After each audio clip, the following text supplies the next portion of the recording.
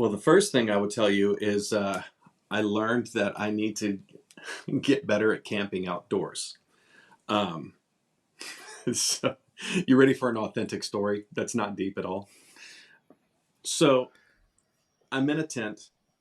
I'm in Moab. So, after you and I hung out for a couple of days in Colorado, I get in my car. I go out to Moab for 3 days.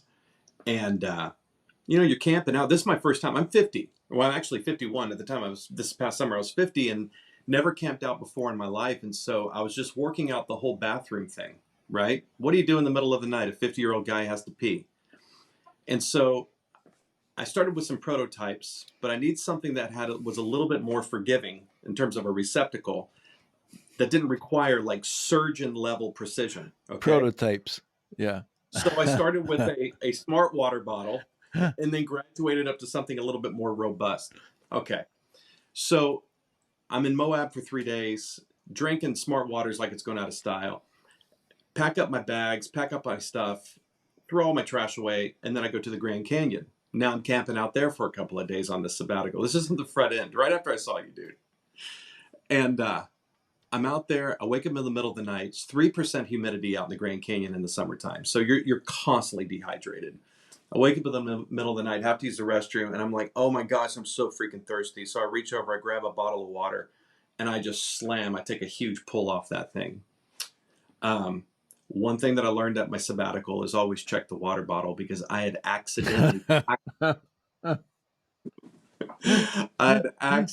packed one of the old bottles from Utah, and dude, I freaking drink, and I couldn't throw it up either, man.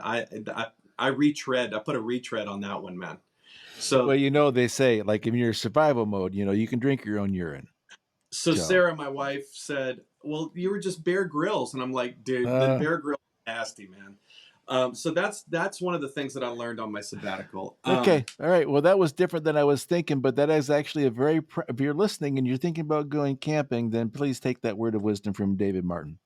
Pay attention to the water bottle that you're using.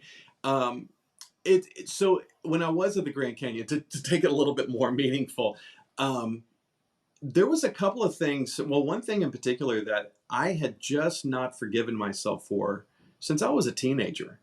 And it wasn't anything horrendous that I had done. It was just a regret that kind of shaped my how I saw my marriage, saw my relationship.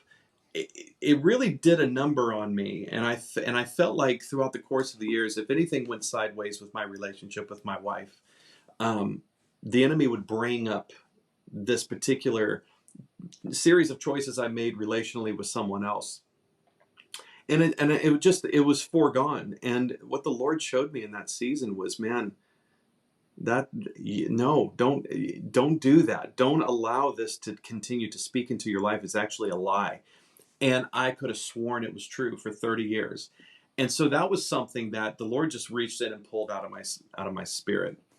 Um, from a pastoral standpoint, really, the thing that I struggled with the most was before I went on sabbatical, and it was this. And I understand how arrogant it sounds, and I also understand how it sounds so counter to everything we've just said for the last couple of minutes. My challenge was God said, do a sabbatical. I said, okay, God, here's the thing. Our church is growing. Post-COVID, we're finally seeing this happen. Financially, numerically, we're hiring staff. Everything is moving forward. Got a lot of new faces on our team. This is the worst time to take a sabbatical and take 3 months off. And I told my wife, Sarah, I said, hon, if I'm being honest, I'm afraid that people will stop coming because I'm not there to preach. I understand, I get how arrogant that sounds, but I'm just being honest. I was fearful that if I'm gone for 3 months, I'll kill the church. And Sarah said something really, this was the lesson. She said, listen to the way you talk. She said, this is the reason why pastors burn out. This is the reason why pastors never take sabbaticals, is because there's never a good time. And in that moment, the Holy Spirit said, David, I'm going to prove that this is a Spirit-led church, not a David Martin-led church. And your absence is going to prove that. And then I was like, I'm done. Great. I'm out. So that was something huge for me that he gave me on the front end. So it really was an exercise in just realizing that I'm not as special. And so clearly there's more things that God has to work out in my spirit, but I'm not as special and as important as I thought I was. And that was a good thing. And guess what it has afforded me now that I'm back is greater freedom, greater freedom. And guess what? Numbers continue to grow. Giving was at an all-time high. It defied summer numbers. It was ridiculous. And I wasn't there, and I had nothing to do with that.